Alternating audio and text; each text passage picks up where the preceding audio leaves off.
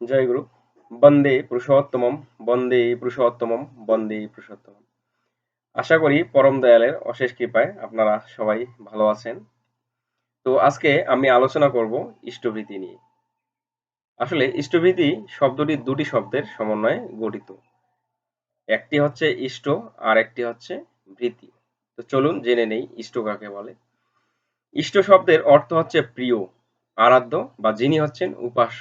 যেমন আমাদের সৎসঙ্গীদের আরাধ্য বা ইষ্ট দেবতা হচ্ছেন পরম দয়াল শ্রী শ্রী ঠাকুর অনুকূল চন্দ্র। ভীতি শব্দের অর্থ হচ্ছে সেবা, অন্ন, আশ্রয় বা জীবন ধারণের উপায়।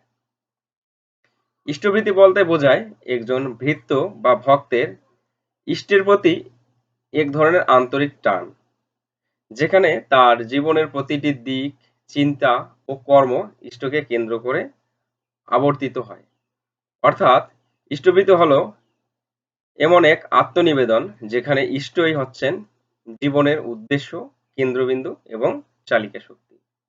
সহজভাবে বলা যায়, ইষ্টভৃতি হলো ইষ্টকে কেন্দ্র করে জীবন পরিচালনা করা।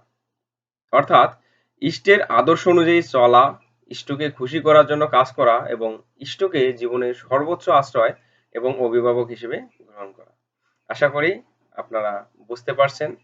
পরবর্তীতে কিভাবে ইষ্টভৃতি করতে হয় সেই বিষয়ে আলোচনা করব। ততদিন পর্যন্ত সবাই সুস্থ থাকবেন। সবাইকে আবারও জয় গুরু।